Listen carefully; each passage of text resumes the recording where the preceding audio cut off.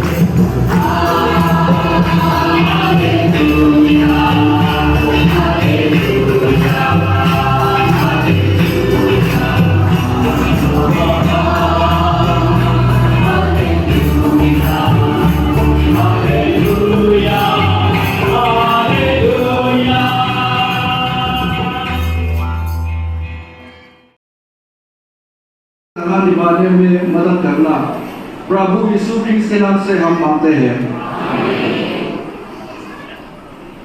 अब हम जरूरत सूचना हमारे सचिव के द्वारा सुनेंगे।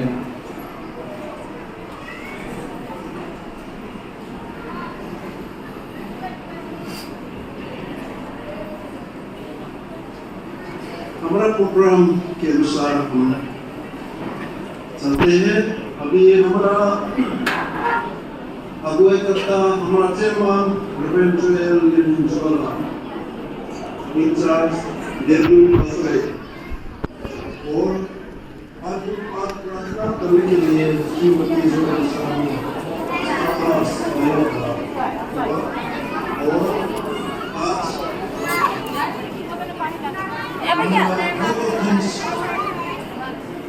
करने के लिए reference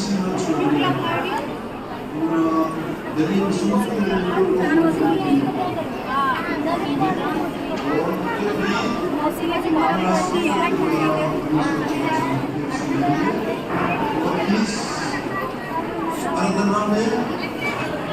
special item. Okay, Dehradun Fellowship और Sabbath Dairy Fellowship, Ali Bihar Fellowship, Udam Nagar Fellowship.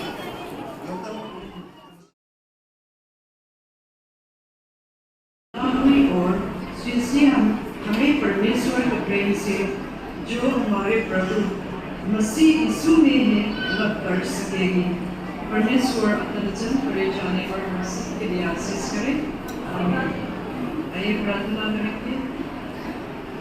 महान दयालु स्वर्ग शक्तिमान परमेश्वर पिता, आज तेरे धन्यवाद फिर से करते हैं प्रभु जी।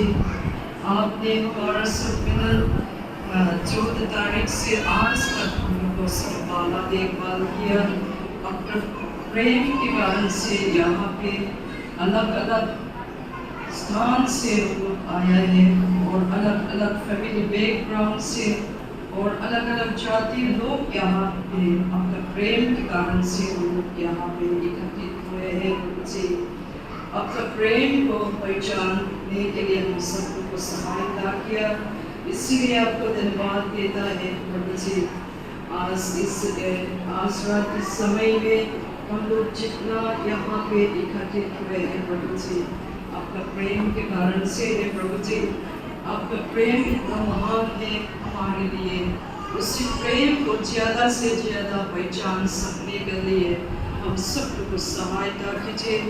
और प्रभु जी हमारा प्रोग्राम जो है शुरू से आज तक आपने देखभाल किया, सहायता किया, इसलिए आपको धन्यवाद देता है प्रभु जी।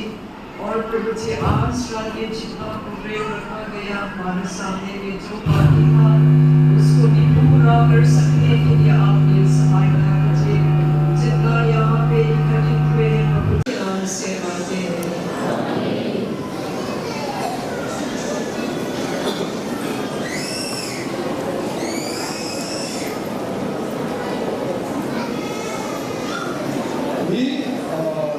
हम स्पेशल आयोजन प्रस्तुत करने के लिए देहरादून फेलोशिप को निवेदन करते हैं। उनके बाद अली बिहार फेलोशिप अपना आयोजन प्रस्तुत करेंगे। देहरादून फेलोशिप को निवेदन करते हैं।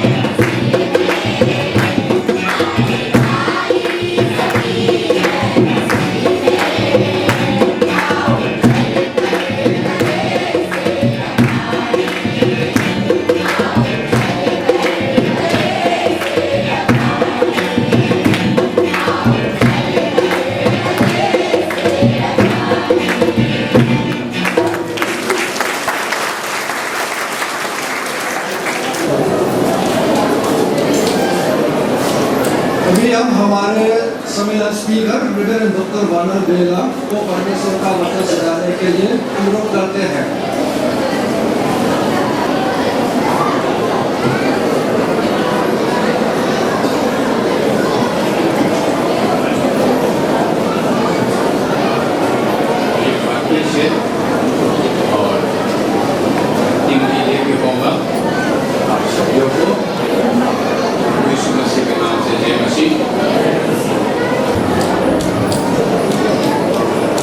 जिससे पहले हम परमेश्वर के वचन की ओर चलें, एक दो बातें आपसे मैं बोलना चाहता हूँ कि इस सम्मेलन के लिए जो हमको उन्होंने इन्वाइट किया है, तो हमको यहाँ के लिए तैयार नहीं थे, क्योंकि मेरा तबीयत सही नहीं थी। लेकिन उन्होंने हमसे इन्वाइट किया तो मैंने सोचा है प्रार्थना होगा, तो बताया, तो मैंने कहा कि हम आएंगे। मैं सबसे पहले मैं धन्यवाद देना चाहता हूँ जिसने हमको बुलाया है दिल मिशन फील्ड पर, जो यहाँ कम्युनिटी है और पादरी साहब के लोग हैं। आप सभी को मैं धन्यवाद देना चाहता हूँ क्योंकि उन्होंने हमको यहाँ बुलाए हैं। लेकिन इनके बुलाने से काम पूरी नहीं होता है, क्योंकि मेरा तबीयत बिगड़ जाता है। तो आपने प्रार्थना की, जो आपने प्रार्थना को प्रभु ने सुनी, उसी के कारण से हम यहाँ आ सके हैं। इसमें सब कोई जो है मेरा आने के लिए, मेरा हेल्थ के लिए, मेरा स्वास्थ्य के लिए जो प्रार्थना करते हैं, आप सभी को मैं धन्यवाद देना चाहता हूँ। और मुझे बहुत अच्छा लगा कि हमारा पुराना मित्रों जो आज में हमारे बीच में हैं। और जब मैं दिल्ली फील्ड में था या लखनऊ मिशन फील्ड में था, उसके साथ लगन से जो मेरा प्रभु यीशु मसीह का सेवा जो है एक साथ हम करते हैं। आप सभी को एक बार फिर से प्रभु के दया से मुलाकात हुई है, इससे मुझे बहुत अच्छा लगा है। और प्रथम बार के लिए जो आपके साथ मुलाकात हुई, इन सभी को भी मैं बहुत धन्यवाद देना चाहता हूँ, क्योंकि एक काम से हुआ है, प्रभु यीशु मसीह का महान कार्य से ऐसा काम हुआ है। इसलिए प्रभु को भी धन्यवाद देते हैं। और आप सभी को भी जो इसी सम्मेलन में जो आए हुए हैं, मैं बहुत बहुत धन्यवाद देना चाहता हूँ, क्योंकि परमेश्वर की इच्छा वह होगा कि आज जो है हमारा सम्मेलन को हम समाप्त कर पाए हैं। मुझे नहीं मालूम है कि आपके साथ एक बार फिर से मुलाकात होगा, ऐसा कोई नहीं बोल सकते हैं, क्योंकि परमेश्वर का हाथ में है। 2024 के लिए जो एक सम्मेलन में हमको बुलाए गए हैं, लेकिन उनसे मैंने उत्तर दिया है, मैं 2024 तक जीने के लिए मेरा कोई उम्मीद नहीं, इसलिए मेरा तबीयत खराब हो चुका है, इसलिए मैं आपके पास में नहीं आ पाऊंगा, ऐसा करके मैं कंसल्ट कर चुका है।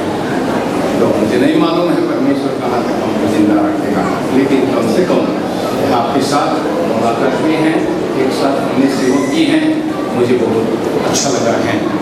तो आज में जो इसी समय में जो है हम आपसे परमेश्वर के वचन जो हैं जैसे बताना चाहते हैं। बाइबल हम पढ़ेंगे यूहन्ना रचित सुसमाचार 14 अध्याय, जो आपने वार्ता कर चुका होगा, उसमें से हम परमेश्वर के वचन सुनेंगे। यूहन्ना 14 का 1 से लेकर के हम परमेश्वर का वचन पढ़ते हैं, आपको सुनाते हैं। लिखा है, तुम्हारा मन व्याकुल न हो, परमेश्वर पर विश्वास रखो और मुझ पर भी विश्वास रखो। मेरे पिता के घर में बहुत से रहने का स्थान है, यदि ना होते तो मैं तुमसे कह देता, क्योंकि मैं तुम्हारे लिए जगह तैयार करने चाहता हूँ। और यदि मैं जाकर तुम्हारे जगह तैयार करूँ तो फिर आकर तुम्हें अपनी यहाँ ले जाऊँगा, कि जहाँ मैं रहूँ वहाँ तुम भी रहो। यही परमेश्वर का वचन है। परमेश्वर अपना वचन हम सब के लिए सिद्ध करें। आमीन। प्रार्थना करते हैं। धन्यवाद धन्यवाद धन्यवाद प्रभु, हमारा सम्मेलन के लिए जो हमारा प्रार्थना को तुमने सुना, अंतिम समय तक जो है प्रभु आज के दिन के लिए तूने हमारा अगुवाई किया है। गीतों के द्वारा तेरी स्तुति प्रशंसा किए जाते हैं, वचनों के द्वारा प्रभु तेरे साथ हम सेवा करते हैं, और यह प्रभु तेरे महिमा के लिए हम इकट्ठे होते हैं। इन सारे काम को देख करके हम तेरे धन्यवाद देते हैं, क्योंकि तूने हमारा अगुवाई किया है। हमको मालूम हुआ है कि तेरे आत्मा हमारे बीच उपस्थित है, उसी के अगुवाई से अब तक जो है प्रभु तेरे सेवा हमको चला पाए हैं। हम प्रार्थना करते हैं जो कुछ भी हमने किया है तो आशीष दे, ताकि हर एक के लिए एक आत्मिक उन्नति हो सके प्रभु।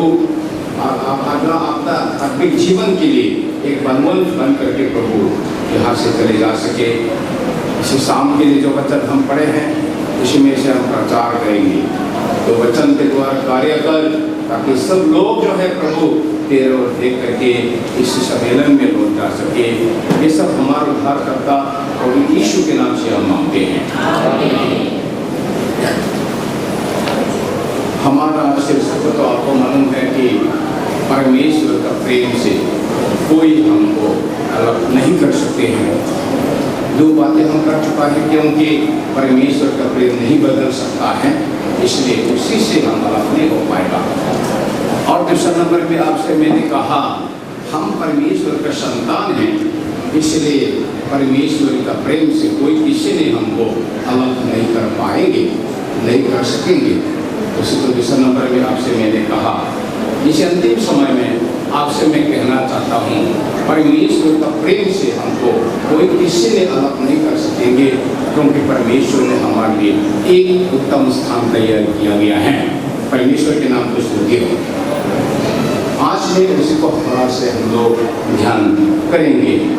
कुछ लोग जो है संसार को सोचते हैं यह हमारा जगह है, हम रहेंगे और यह अपने जीवन बिताएंगे, ठीक है, ये परमेश्वर की आशीषों से ऐसा सारे काम हम कर सकते हैं, लेकिन सोचते नहीं है कि मसीह के लोग के लिए एक और उत्तम प्रदेश है घूमकर चले जाना है, उसको नहीं सोचते हैं। बाइबल का शिक्षा आपने ठीक से देखेंगे तो क्या कहते हैं, इसी संसार में अपने मन में रखना है, ऊपर भी अपने मन को हमेशा के लिए रखो।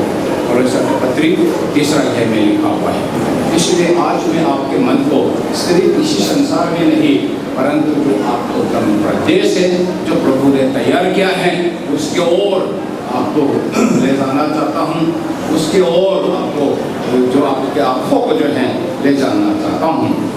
और पहले नंबर में आप कहना चाहते हैं कि इस संसार में जब तक हम रहेंगे परमेश्वर हमारे साथ रहेगा, उसको आपके सामने में बोलना चाहता हूँ, क्योंकि परमेश्वर ने जो वायदा किया है, जब यीशु मसीह संसार को छोड़ करके जा रहे थे, केवल अपने चेलों को जो छोड़कर जाना है, अपने चेलों बहुत कम थे, केवल 12 ही थे, उसमें से एक बिगड़ चुका है, कम हो गए।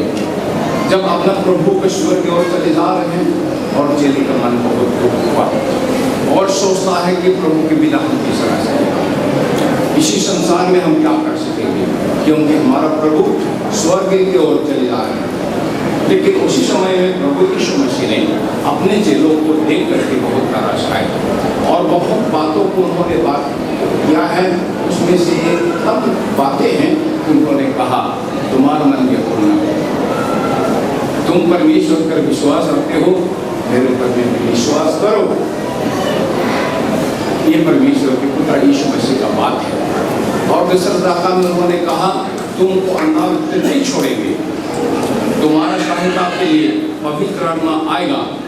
जब तक तुम संसार में रहोगे तब तक उसी पवित्र आत्मा को जो है तुम्हारा साथ रहेगा, और पवित्र आत्मा जो तुम्हारा साथ रहेगा हमेशा के लिए होगा, 1-2 दिन के लिए नहीं होगा और 4 दिन के लिए नहीं होगा, 1 साल के लिए नहीं होगा, लेकिन जब तक संसार में तुम जिंदा रहोगे तब तक जो है पवित्र आत्मा जो है मेरा बदले तुम्हारा साथ रहेगा।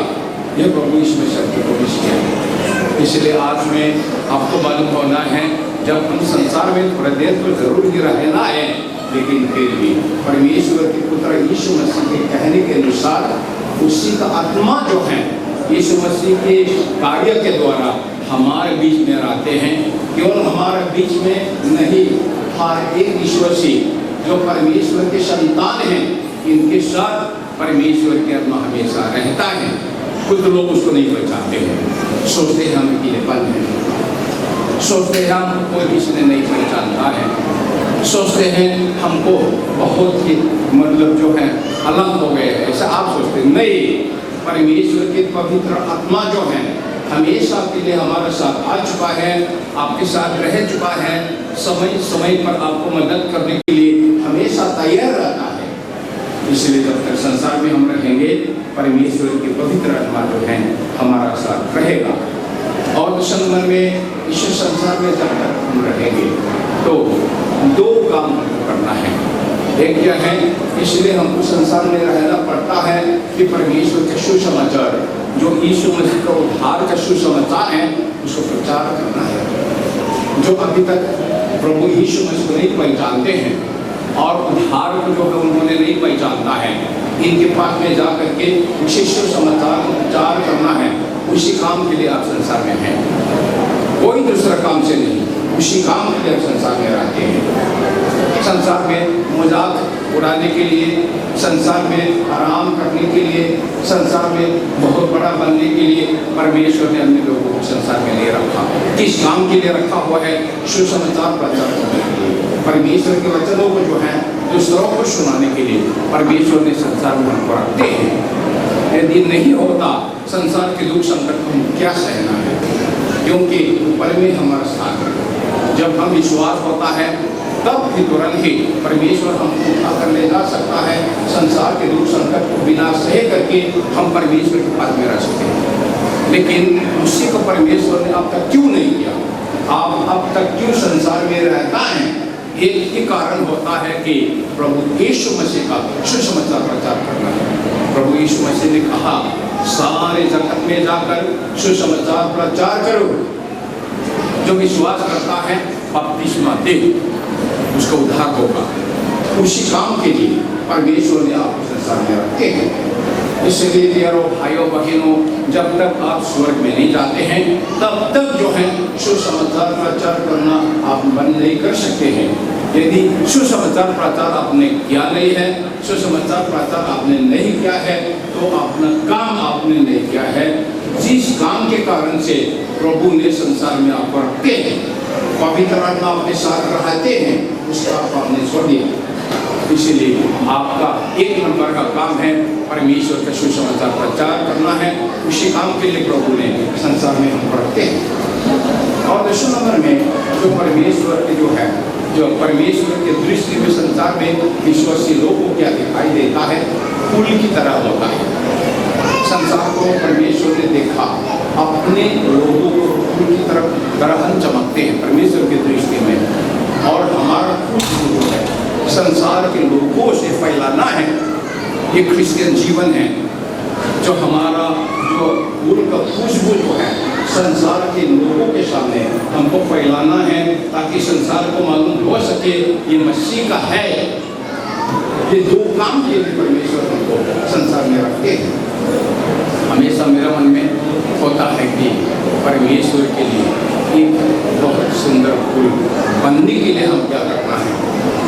परमेश्वर के लिए एक बहुत सुंदर खुशबू जो है हम कैसे फैला सकते हैं। उसी जीवन के लिए हम कैसा होना है, उसी जीवन के लिए हम कैसा होना है, उसी काम को परमेश्वर ने संसार में जब तक हम रहेगा तब तक हमारे जीवन के लिए देखना चाहते हैं। इसलिए दो काम आपको करना है। जब तक जिंदा रहेंगे तब तक सुसमाचार प्रचार करो। जब तक जिंदा रहेगा तुम्हारा मसीह के जीवन का खुशबू है संसार के सामने फैलाया करो। तब क्या हो जाएंगे, परमेश्वर आपको देखेंगे तो परमेश्वर के मन खुशी होगा और परमेश्वर की आशीष जो है आपको देना जाएगा। यह परमेश्वर के काम जो परमेश्वर प्रभु यीशु मसीह ने जो है प्रॉमिस किया है। और दूसरे नंबर में जब तक हम संसार में रहते हैं दुख संकट से जरूर हम सहते हैं।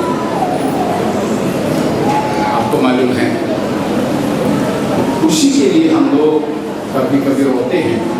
प्रकाशित वाक्य को हम देखते हैं तो एक धर्मी जो चिल्लाता है, हे पुत्र अब तक क्यों नहीं आया?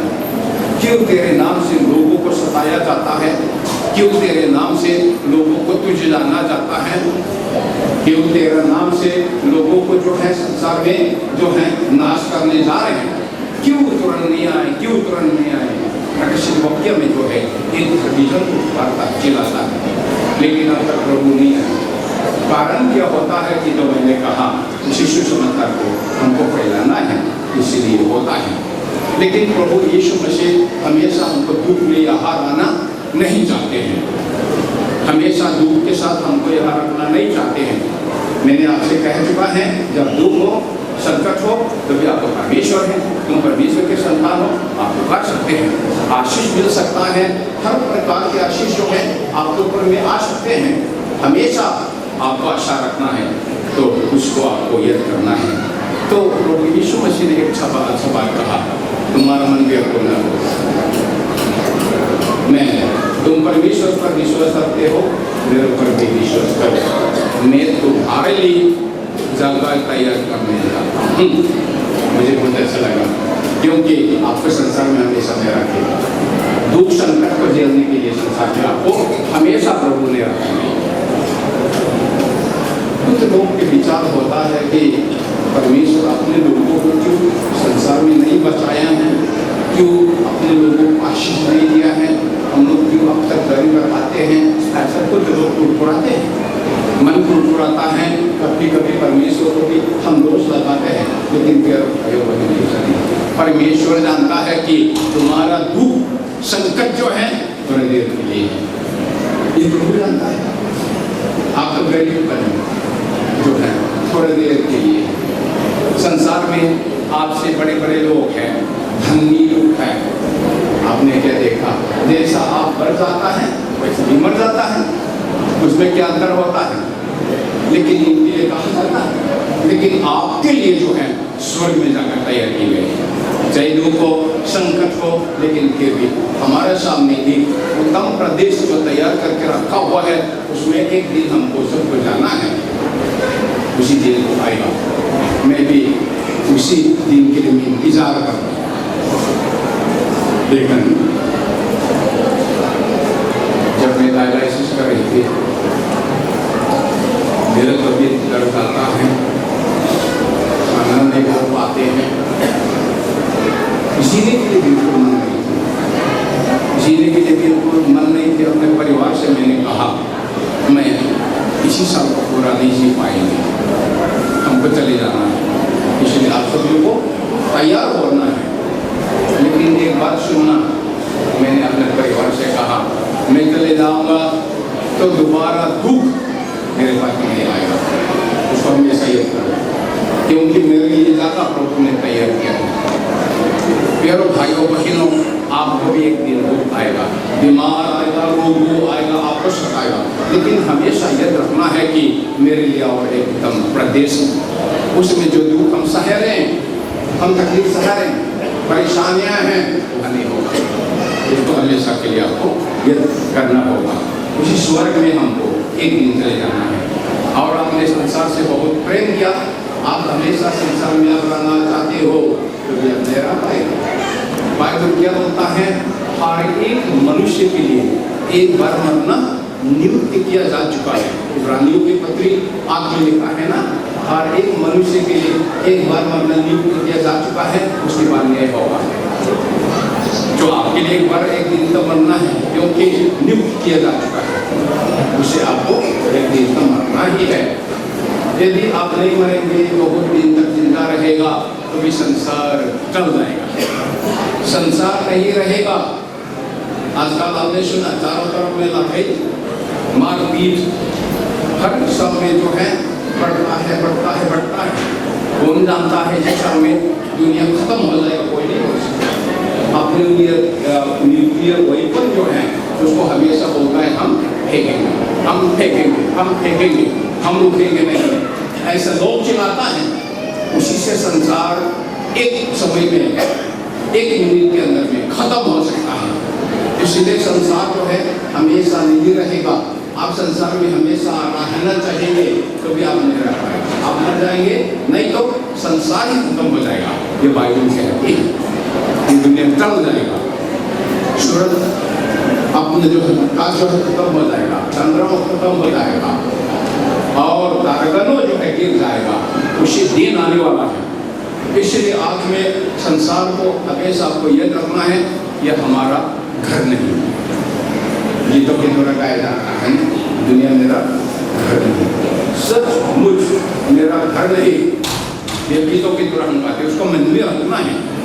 कोई भी दुख हो, संकट हो, बीमार हो, रोग हो, लेकिन उसी समय में भी आपको मन में सोचना है, देखना है कि ये दुनिया मेरा घर नहीं। एक दिन तो चले जाना ही है, लेकिन फिर भी चिंता नहीं करना है, क्योंकि आप मर जाएंगे तो दुनिया खत्म हो जाएंगे, तभी परमेश्वर आपके लिए ज़्यादा तैयार करके रखा है।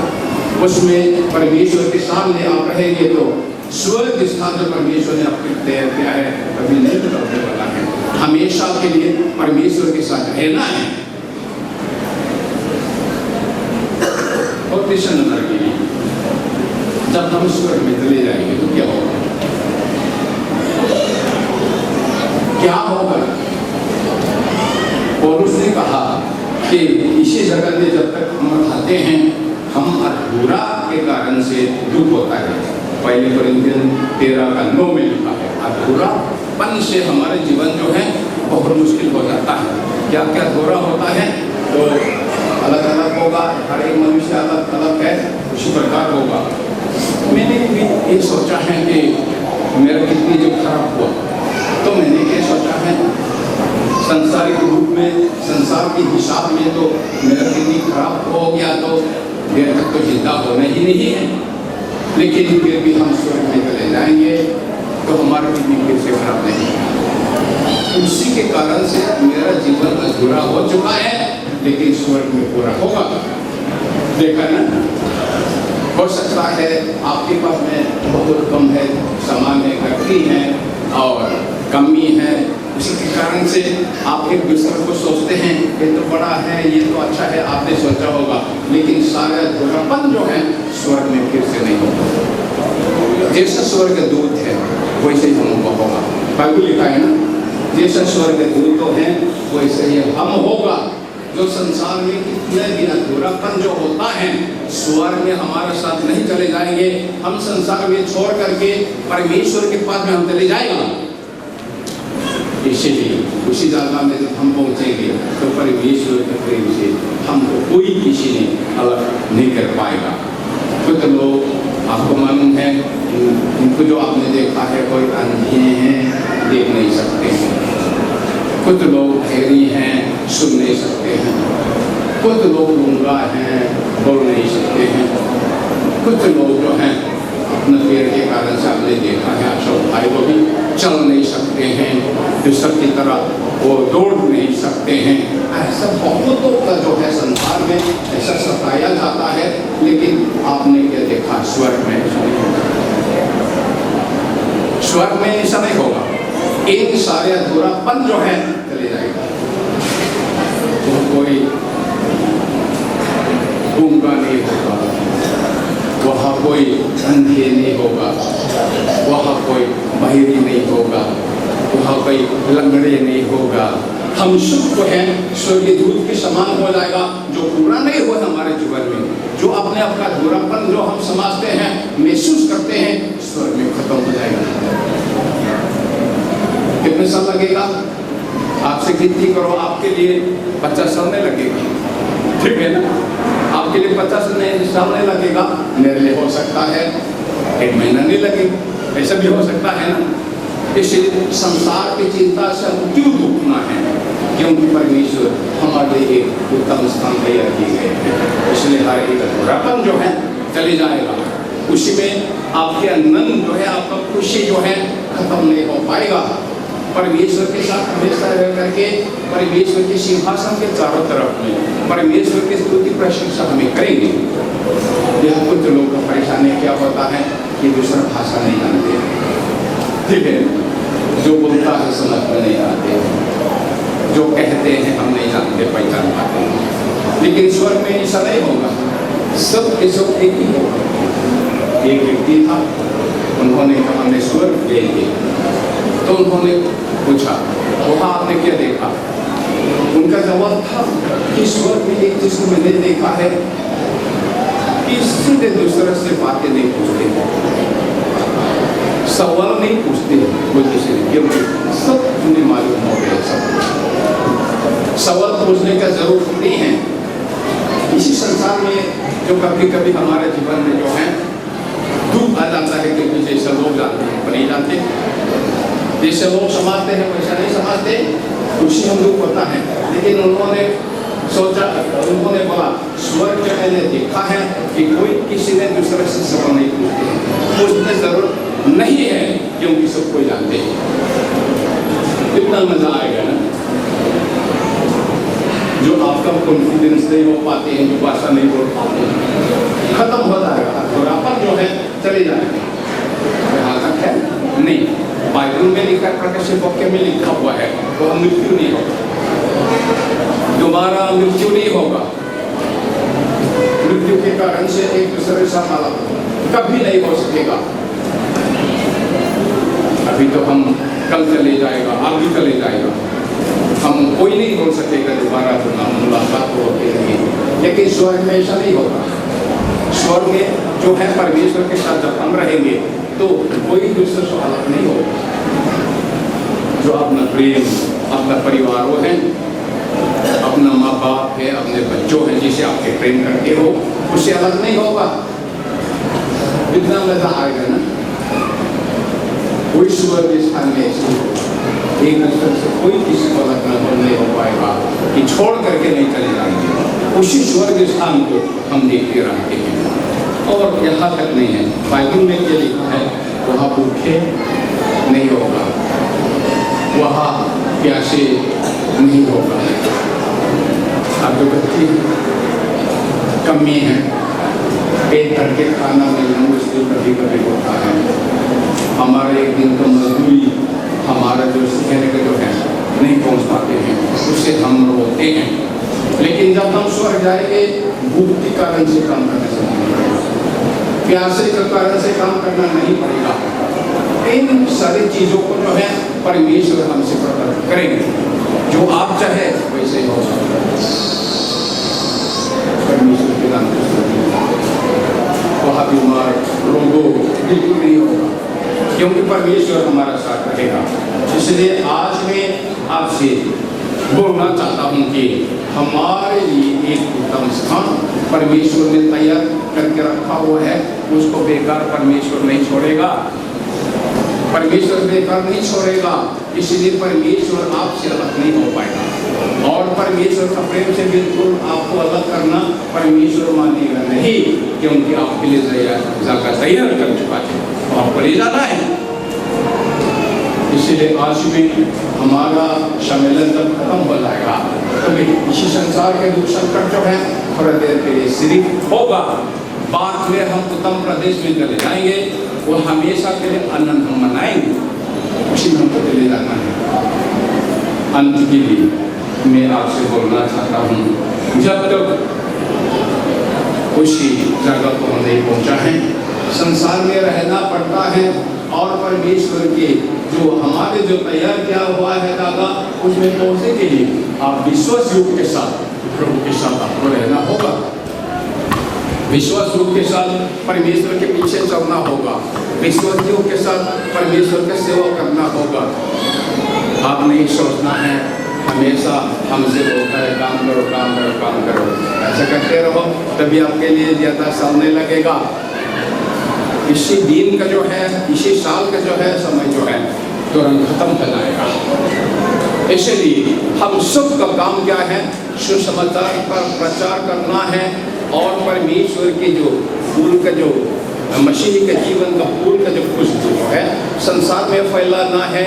और संसार में जब तक हम रहेंगे, परमेश्वर के दृष्टि में और मनुष्य के दृष्टि में भी विश्वास योग के साथ परमेश्वर के नाम से हम स्थिर रहना है। ये परमेश्वर हमसे चाहता है, यही परमेश्वर के वचन है। परमेश्वर अपना वचन को हम सबके लिए आशीष करेंगे।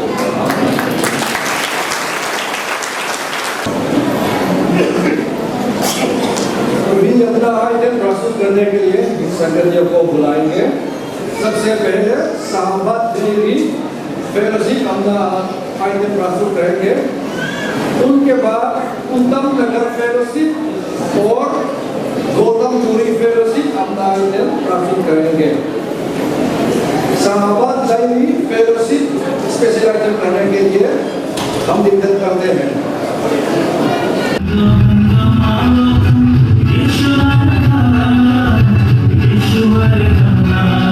Yeshua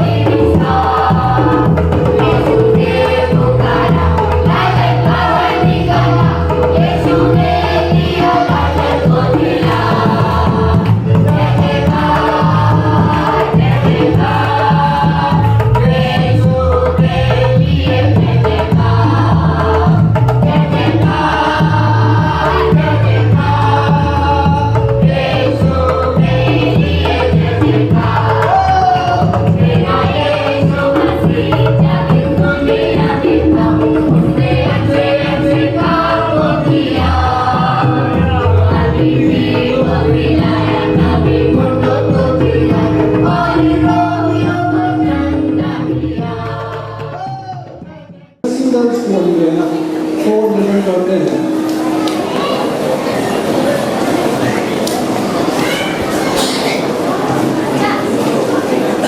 सभी को प्रभु यीशु मसीह के नाम से जय मसीह।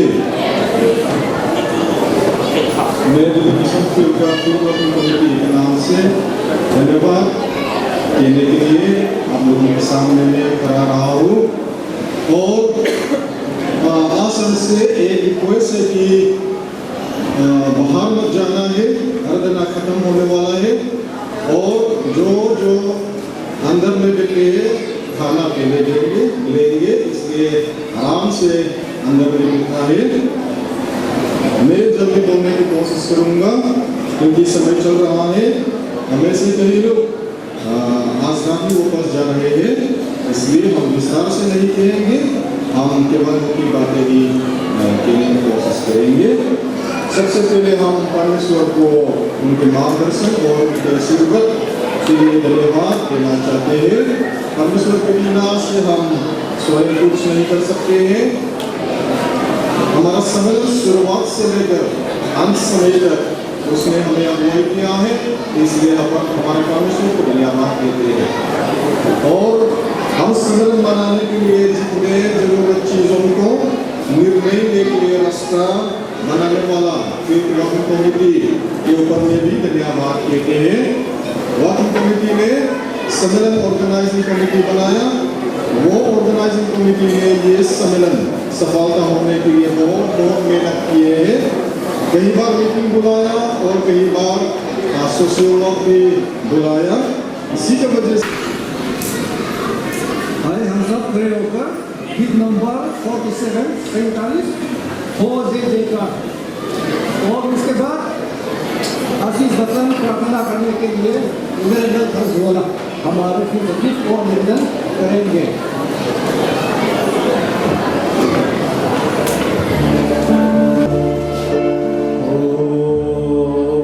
जय